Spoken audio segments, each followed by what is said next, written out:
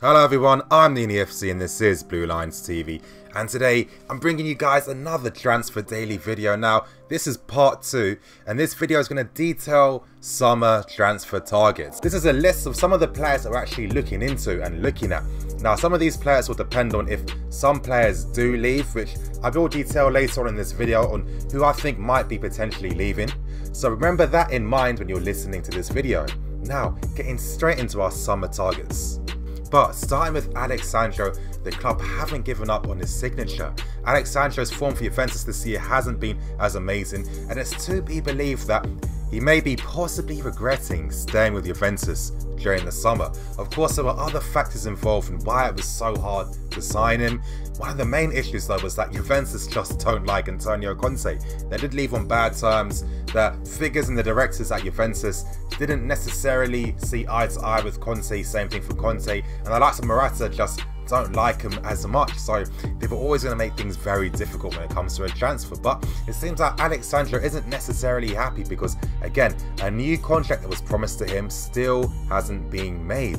He was promised a contract that would earn him 3 times the amount he's currently earning, and that still hasn't come to fruition. Now, he knows that if he went to Chelsea, he would have easily got that money, so it seems like he will be available in the transfer window for next summer. In my opinion, you guys know my thoughts on Alex Sandro. I feel this is the guy that you need on the left because he is an upgrade. He's one of the top elite in the world in this position.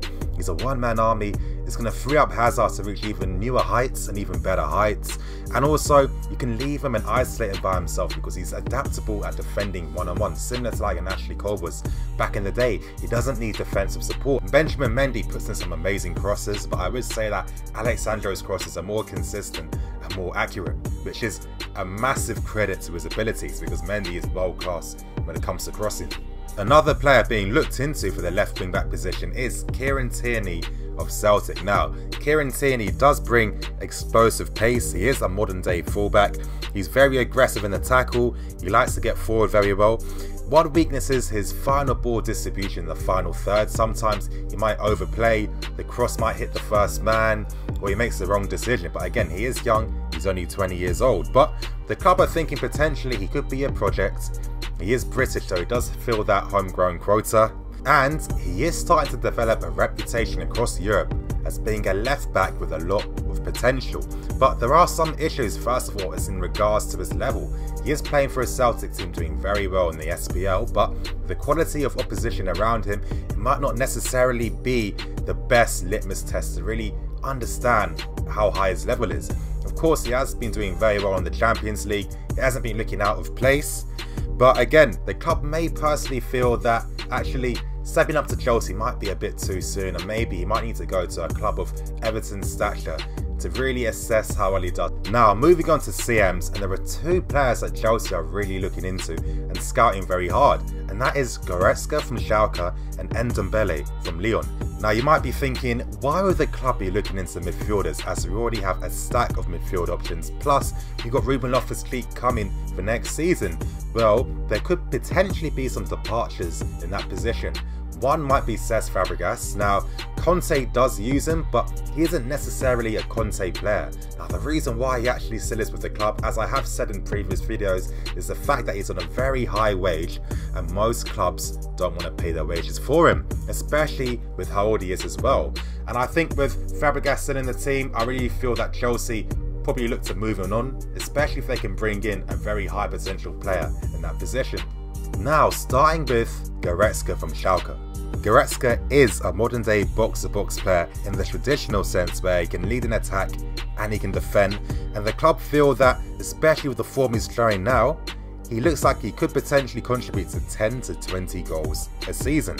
Now with Goretzka, he's got great passing, he's got a great touch. Now Goretzka's touch is amazing because when you have to assess the qualities of a player, it's normally good to look at their first touch. Now with Goretzka, it's kind of like Kante, where he has that ability to control the ball with his first touch as he's moving in the opposite direction. Now that really speeds up the play and that really lets you see the play in front of you much quicker, especially because he's got very good decision making with the ball. The club feel that potentially if they moved in for him now, may actually be getting a bargain, because in the next year or two you could be worth even more money, with a lot of clubs looking to strengthen that area across Europe. So potentially Goretzka could be an option, especially as he could be leaving next summer, and it's been reported that he would prefer to go to the Premier League. Moving on to the other midfield player being scouted, and that is Ndombele from Lyon. Now, Lyon just signed him from Amiens this year. He is 20 years old and he is being seen as the new Michael Essien reborn. Now, he's got amazing physical attributes. He's very good in the final third and he has a lot to his play. He can drive with the ball, great close control, great distribution of the ball, plus he can win tackles and he can win his individual duels. Now with Ndombele, he might not necessarily be coming next year, as the club are really going to keep their eyes out on him, and he's going to be a project for the years to come. As I said, he's 20 years old and there's a lot of raw potential. Now, Lyon is his first big club. If he performs for them at a very high level in the next year or two, then Chelsea will probably try and make a move on him. They don't want the situation to be similar to Naby Keita. A lot of clubs across Europe really regret not really going in for him, especially now that he's signed for Liverpool for nearly £50 million. And Ndombele could be the new Michael Essien, and the club are always going to look at players of that dimension. Now, moving on to players that can play in the final third: Nabil Fekir, Lucas Moura and Draxler. Now, you might be thinking, we're being linked with all of Paris Saint-Germain's attacking players. As I've been stating, they need to sell players to meet financial fair play, so whoever gets the best offers will probably be moving, as they do have their first choice players with those attacking positions in Mbappe, Neymar and Cavani. Starting with Lucas Moura, and it looks like potentially either Willian, Pedro or potentially both will be leaving next summer.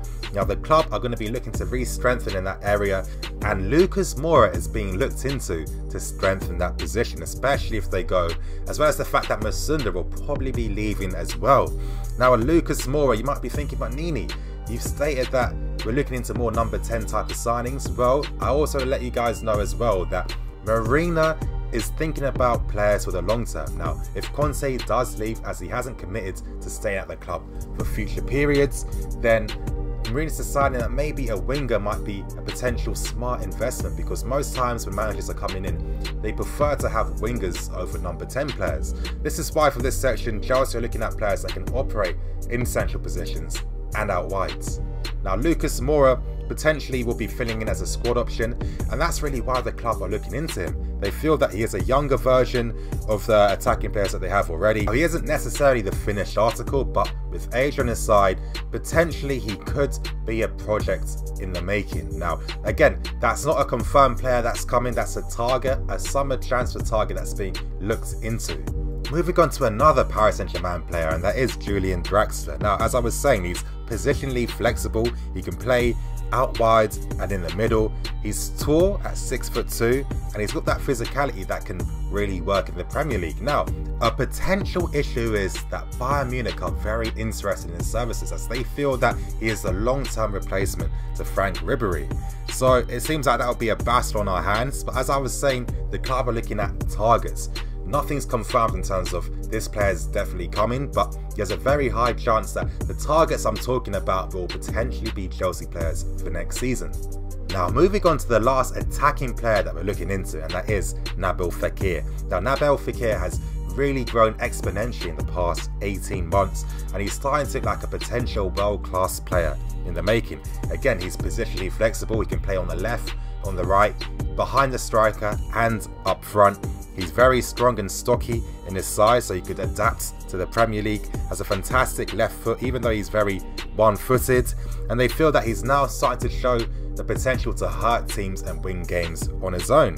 Now, issues with Fekir is that he isn't necessarily the fastest player. Now, if you were to sign him, you'd have to really play him in those central positions, so he wouldn't be as effective out wide, especially if he's collecting the ball from out wide. So again, if he was to come, the club would potentially have to look into really pushing our wing backs or full backs forward, so he's able to actually collect the ball in the half spaces.